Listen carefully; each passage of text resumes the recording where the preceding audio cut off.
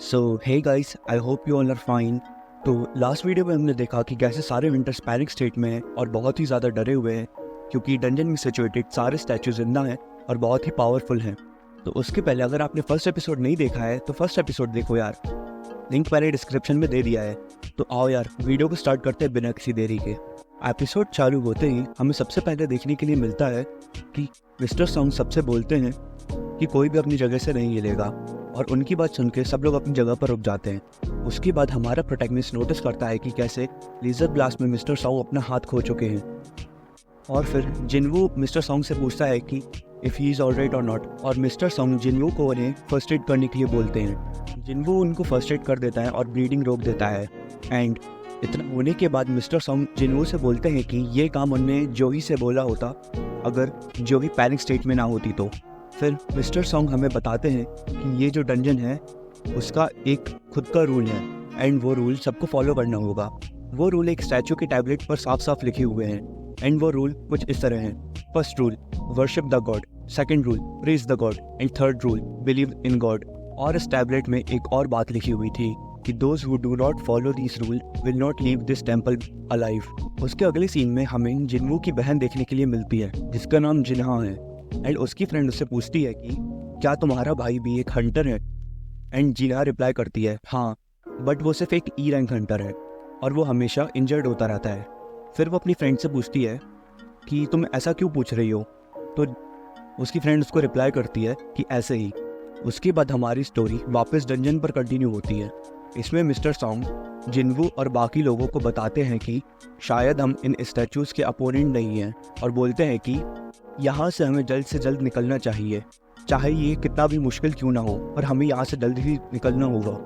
फिर जिनवू की पार्टी से एक हंटर बोलता है कि उसको बड़ी मुश्किल से एक बड़ी एसोसिएशन में जॉब मिली है एंड वो इस अपॉर्चुनिटी को हाथ से जाने नहीं दे सकता। एंड इसके बाद वो अपनी एक्सेलरेशन स्किल का यूज़ करके डंजन से बाहर जाने की कोशिश करता है, पर रूम में मौजूद किंग स्टैचू उसे लेजर शॉट से सेकेंड्स में राख कर देता है।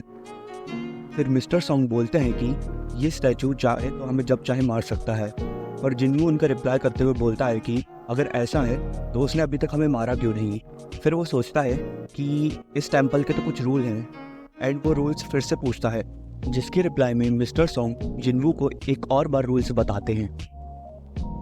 फिर जिनवू पार्टी में मौजूद सभी हंटर को नील करने के लिए बोलता है एंड जैसे ही सारे हंटर्स नील करते हैं तो कुछ ऐसा होता है। फिर सभी लोग धीरे धीरे अपनी जगह से खड़े होने लगते हैं और फिर अचानक से स्टैचू भी अपनी जगह से खड़ा हो जाता है एंड वो स्टैचू हंटर्स की तरफ मूव करने लगता है। फिर जिनवू बाकी हंटर्स को याद दिलाता है कि सेकंड रूल गॉड को प्रेज करना है। फिर सब लोग कंफ्यूज हो जाते हैं और बोलते हैं प्रेज करना, पर वो कैसे? फिर उनमें से एक हंटर बोलता है कि leave this to me and वो सबको बताता है कि वो एक ट्रेडिशनल फोकलोर रिसर्चर हैं एंड उसे पता है कि कैसे गॉड को प्रेज करना है। और ऐसा बोलकर वो उस स्टैचू से प्रेयर करने लगता है एंड वो स्टैचू उसकी तरफ मूव करता है और उसको कुचल के मार देता है।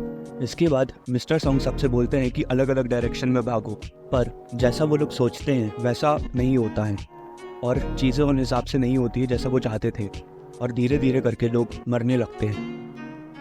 इसके बाद हमारा प्रोटैगनिस्ट दौड़ते दौड़ते फ्यूज़ को ढूंढने की कोशिश करता है एंड इसी दौरान वो फिगर आउट करता है कि हॉल में इतने सारे स्टैचूज़ के बीच कुछ स्टैचूज़ वेपन्स के अलावा म्यूज़िकल इंस्ट्रूमेंट्स कैरी करे हुए हैं। वो सबको बोलता है कि जो स्टैचूज़ म्यूज़िकल इंस्ट्रूमेंट्स कैरी करे हुए हैं उनकी तरफ जाओ और बाकी बचे हुए हंटर उन्हीं स्टैचूज़ के पास भागते हैं और धीरे धीरे एक एक करके स्टैचूज़ के पास जाके खड़े होने लगते हैं। अब जोई क्योंकि बहुत ज़्यादा डरी हुई थी, संग जोई को लेकर अपने साथ भागता है एंड जैसे ही वो दोनों जाकर एक स्टैचू के पास जाके खड़े होते हैं वो देखते हैं कि वो स्टैचू कोई भी रिएक्शन नहीं दे रहा है, जिससे हमारा प्रोटैगनिस्ट संग समझ जाता है कि एक स्टैचू के पास एक ही आदमी खड़ा हो सकता है। उसके बाद संग जोई को वहीं छोड़कर दूसरे स्टैचू की तरफ भागता है, बट इतने में किंग स्टैचूज को देख लेता है और किंग स्टैचूज का पीछा करने लगता है। एक स्टैचू से दूसरे स्टैचू का रास्ता तय करते वक्त संग अपना एक पैर खो बैठता है।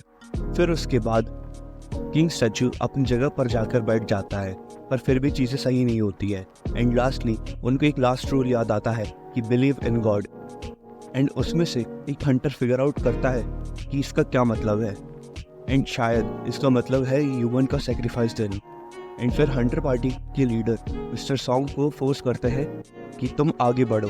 एंड जैसे ही मिस्टर सॉन्ग आगे बढ़कर सर्कल के बीच में जाकर खड़े होते हैं, अचानक से एक फ्लेम इग्नाइट होती है और वो जिन्हों से पीछे मुड़ के पूछते हैं कि अब क्या करना है। इसके बाद हमारा मेन प्रोटैगनिस्ट उसके बाजू में खड़े हुए 2 हंटर से बोलता है कि वो उसको कैरी करके सर्कल के बीच में ले चले। एंड जैसे ही वो दोनों हंटर जिन्वू को सर्कल के बीच में ले जाते हैं, 3 फ्लेम्स और इग्नाइट होती है, जिसको देखकर जिन्वू बाकी हंटर से बोलता है कि वो सब भी सर्कल के बीच में आ जाओ। एंड जैसे ही वो सर्कल के बीच में आते हैं, सर्कल की सारी फ्लेम्स इग्नाइट हो जाती है। ऐसा होने के बाद धीरे धीरे सारे स्टैचूज उनकी तरफ बढ़ने लगते हैं, पर जिन्वू अपने बाजू में खड़े हुए हंटर से बोलता है कि अगर हम स्टैचूज की आइज में देखेंगे तो वो स्टैचू मूव नहीं करेंगे। और ऐसा ही होता है। इतने में एग्जिट गेट जब इतनी देर से बंद था वो वापस ओपन हो जाता है। एंड जैसे ही गेट ओपन होता है, उसमें से एक हंटर बिना किसी हार्म के वहाँ से बाकी मेंबर्स को अबैंडन करके भाग जाता है। एंड जैसे ही बाकी लोग ये देखते हैं, वो भी धीरे धीरे वहाँ से भागने लगते हैं। फिर पार्टी में 4 लोग बचते हैं। फिर हमारा main protagonist जिन्वू mister king, mister song और जोई से बोलता है कि वहाँ से चले जाए, बट जोई मना कर देती है और मिस्टर सॉन्ग उसको नॉकआउट करके वहाँ से ले जाते हैं। लास्ट में जिन्वू अकेला बचता है और वो अपनी तलवार उठा लेता है और बोलता है कि ये जितना भी ग्रेटिट्यूड ये लोग मुझे शो कर रहे थे वो सिर्फ एक लिप सर्विस है और मुझे भी जिंदा रहना है, मुझे भी अपनी बहन की कॉलेज की फीस भरनी है, मुझे भी अपनी मम्मी का ऑपरेशन कराना है। और ऐसा होते होते सारे स्टैचूज उसके ऊपर अटैक कर देते हैं और जिन्वू बहुत ज़ोर से रोने लगता है और बोलता है I want to live too. और जिन्वू अपनी लाइफ के लास्ट पल जी ही रहा होता है कि उसको एक नोटिफिकेशन आता है, secret quest courage of the week, you have acquired the all qualification and you have 0.2 second to become a player. And Jinwoo उसे एक्सेप्ट कर लेता है। So guys, this is where our episode ends. I hope you guys liked it. Please make sure to like the video and hit the subscribe button. And please guys subscribe करके हमारी इस journey में हमारा साथ दे। And please also tell us what we can improve in our upcoming videos.